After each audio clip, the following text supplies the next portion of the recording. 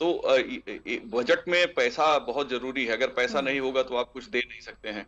और जो एडिशनल रोज़गार है, वो इंडस्ट्री से आएगा। मैन्युफैक्चरिंग अगर भारत में बढ़ेगी, जिसकी बात प्रधानमंत्री मोदी कर रहे हैं, उन्होंने कई स्टेप्स में ये बात कही। जैसे मेक इन इंडिया की बात उन्होंने की, फिर जब मेक इन इंडिया वो अभियान शुरू होता है, ऐसा तो होता नहीं कि हुँ, रातों-रात सारी फैक्ट्रियाँ लग जाएँ। अगर लंबे समय से कहीं कोई अच्छा, इस देश में खास बात ये है आस्था जी, हुँ, आप देखिए कि इस देश में इंडस्ट्री बंद कराने का बहुत लंबा इतिहास रहा है।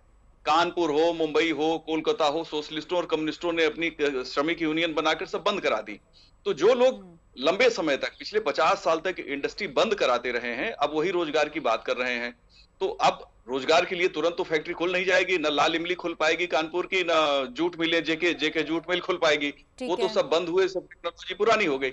अब हुँ, नए अब डिफेंस कॉरिडोर सरकार बना रही है, मेक इन इंडिया की बात कर रही है, मैन्युफैक्चर इन इंडिया की बात कर रही है। तो हुँ, जाहिर है इसमें थोड़ा वक़्त लगता है और कर रहे हैं। रोज़गार की जहाँ तक बात, कई नए एवेन्यूज़ आए हैं।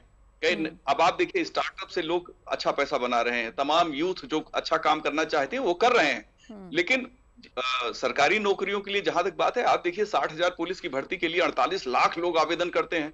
तो आखिर सबको इतनी ललक है कि हम सरकारी नौकरी करें और उसके बाद हमारा जीवन आसान हो जाएगा। तो ये इससे अलग हट के लोगों को सोचने के लिए तैयार करना पड़ेगा हमारे यूथ को, कि सबको सरकारी नौकरी नहीं दी जा सकती। उत्तर ठीक है। प्रदेश में पुलिस की ढाई ढाई लाख पद हैं। अब 2.5 लाख से ज्यादा आप कितना भर देंगे?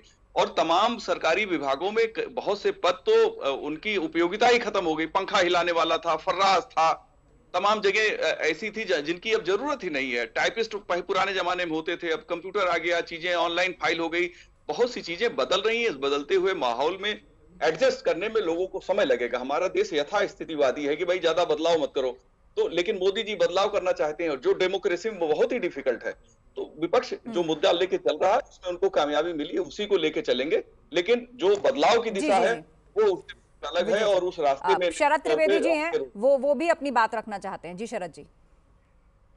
अभय जी ने जो बात कही है मैं उसी पर टिप्पणी करना चाहता हूं कि भारतीय जनता पार्टी में प्रधानमंत्री से लेके किसी अन्य कार्यकर्ता ने कभी ये नहीं कहा कि हम 2 करोड़ हर साल सरकारी नौकरी दे देंगे। हमने कहा था नौकरी का इंतजाम करेंगे और नौकरियां दी गई हैं।